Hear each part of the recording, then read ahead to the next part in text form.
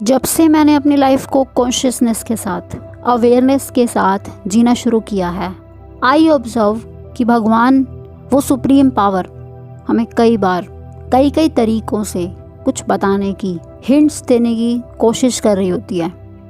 हमें कई तरीके के इशारे मिलने लगते हैं। अगर हम खुद को उसके साथ कनेक्टेड समझते हैं और उस कनेक्शन को महसूस कर सकते हैं, तो वो साइंस डेफिनेटली हमें समझ में आने लगते हैं।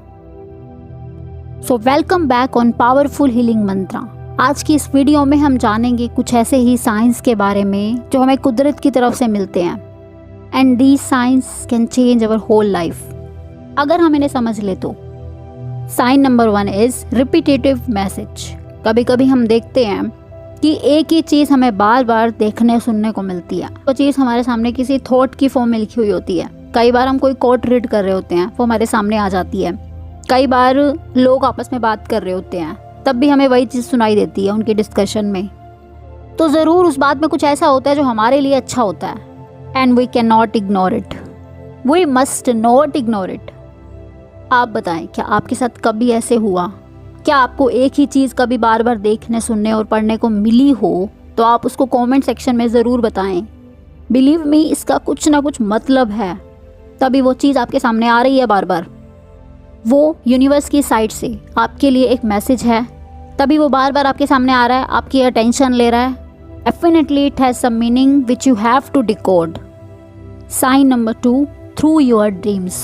कुछ ऐसे ड्रीम्स होते हैं ना, हमें बार बार आते हैं और ना हम उन्हें इग्नोर कर सकते, ना हमें वो समझ में आ रहे होते। उन ड्रीम्स का भी कुछ मीनिंग होता है। ऑल्दो सपने हमारे माइंड में ही जो होता है वही हमें सपनों के थ्रू दिखता है, बट अगर कोई चीज़ बार बार दिख रही है तो आपको इसको इग्नोर नहीं करना चाहिए। Try to understand it. परेशान होने की बजाय टॉक टू गॉड, भगवान से बात करो, पूछो उससे, वो जवाब देगा। बिलीव मी, वो आंसर करता है। You ask your question with full faith, that higher energy will definitely answer your questions. उसको सुनने के लिए अपने आप को पहले साइलेंट करना ज़रूरी है, अपने मन के विचारों को शांत करना ज़रूरी है, तभी आप उसको सुन पाओगे, उसके हिंट्स को कैच कर पाओगे, क्योंकि जो आपको आंसर्स मिलेंगे वो भी कुछ हिंट्स ही होंगे जो आपको समझने होंगे। Sign number 3, you keep failing at the same area. हम बार बार एक ही काम में फेल हो रहे होते हैं। एक टास्क जो हम कर रहे हैं उसमें हमें सफलता मिल ही नहीं रही होती। कर करके हम थक जाते हैं, लेकिन हमें समझ ही नहीं आ रहा होता ये काम होगा कैसे, और हम फिर लास्ट में आके उस काम को छोड़ ही देते हैं। Does this happen with you? मेरे साथ तो ये हुआ है। बार बार एक काम में असफल होना means God has a different plan for us. Understand this. भगवान हमें कुछ और देने की, कहीं और ले जाने की कोशिश कर रहा है। हम समझ नहीं पाते, बट भगवान के पास हमारे लिए कुछ दूसरा, कुछ बड़ा होता है, कुछ बढ़िया प्लान होता है, और भी ज़्यादा। हम उस काम में स्टक हैं, बट क्या पता वो चीज़ हमारे लिए हो ही ना।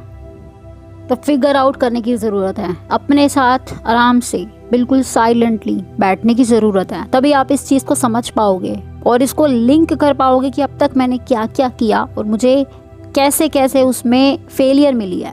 क्या पता फेलियर के पीछे हमारा कुछ भला हो। Never ignore this thing.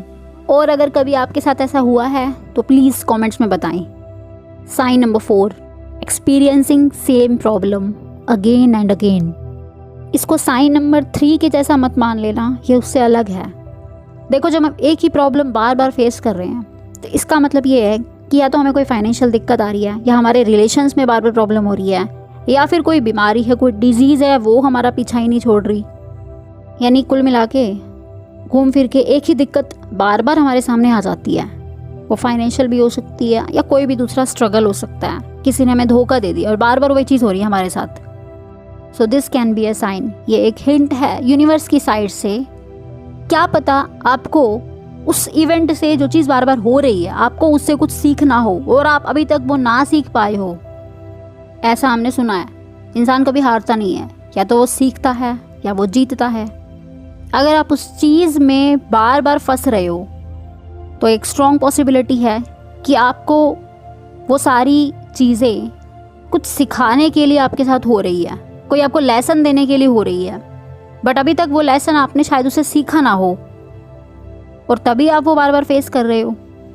तो अपने आप से पूछो, क्यों मैं बार बार इस प्रॉब्लम को फेस कर रहा हूँ? और नहीं समझ में आ रहा तो भगवान से बात करो ना, किसने मना किया? वो जवाब देगा। सब कुछ उसको सौंप दो, अपना खुद को ही उसको सरेंडर कर दो, फिर आप बेफिक्र हो जाओगे। आपको जवाब भी मिलेंगे, आपको हिंट जो मिलेंगे वो भी समझ में आएंगे। हम भगवान के इशारों को, यूनिवर्स के साइंस को समझ तब नहीं पाते जब हमारे अंदर स्पिरिचुअल ड्राइनेस होती है। अब स्पिरिचुअल ड्राइनेस का मतलब है कि देयर इज़ अ गैप, और बहुत बड़ा गैप है वो हमारे और उस दिव्य शक्ति के बीच में। अगर ये गैप लगातार बढ़ रहा है ना, तो आप उसके साइंस को, उसके इशारों को कैच नहीं कर पाओगे। अब उसके इशारों को सुनना, समझना और समझ में भी आ जाना, ये तभी होगा जब उस गैप को आप कम कर पाओ। और उसके लिए आपको अपने रूटीन में बहुत सारी चीज़ों को शामिल करना होगा जो स्पिरिचुअल होंगी। आपको पूरे मन से, पूरी शिद्दत से उससे बात करनी होगी, पूरे सच्चे मन से। अब उस गैप को आप कई तरीके से कम कर सकते हो। पहले तो एक प्रेयर अपनी आपको डेली रूटीन में, कि आपको रूटीन होना चाहिए कि आपको प्रेयर करनी ही करनी है।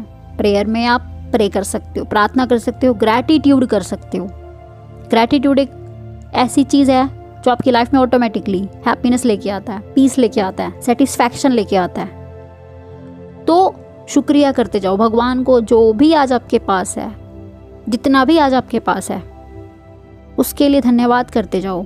और ये आपको डेली करना है।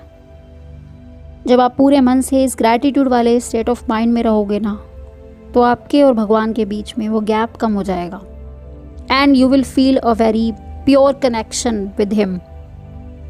सो pay gratitude whatever you have in your life. और दूसरा, भगवान, डिवाइन पावर, हाईएस्ट पावर, उस दिव्य शक्ति के साथ कनेक्शन बनाए रखने के लिए डेली आप कुछ टाइम के लिए, कुछ देर के लिए, कुछ मिनट्स के लिए ही सही, मेडिटेशन प्रैक्टिस ज़रूर करें। मेडिटेशन जब आप रेगुलर करते हैं तो आप एक अलग ही कनेक्शन फील करते हैं उस हाईएस्ट पावर के साथ। एंड आज की डेट में ध्यान ये बहुत ज़रूरी हो गया है, खुद को नेगेटिविटी से बचाने के लिए, खुद को समझने के लिए, अपनी लाइफ को समझने के लिए। तो स्पिरिचुअलिटी हमेशा आपकी मदद करती है इस संसार में अपने आप को सरवाइव करने के लिए। और ये जब होने लगता है ना, तो फिर हमें मुश्किल चीज़ें भी आसान लगती हैं। हम नेगेटिव में भी पॉजिटिव ढूंढ सकते हैं। इतनी समझ हमारे पास आ जाती है, इतना इंटेलिजेंस हमारा डेवलप हो जाता है। तो प्रैक्टिस करो इन चीज़ों को, ये आपकी बहुत ज़्यादा मदद करेंगी। सो आई होप आज की ये वीडियो आपकी काफ़ी हेल्प करेगी। अगर आप पहली बार इस चैनल पे आए हो तो इस चैनल को सब्सक्राइब कर लेना। और भी बहुत सारी सेल्फ हेल्प की वीडियोस अवेलेबल हैं। बाकी मैं मिलती हूँ आपसे नेक्स्ट वीडियो में।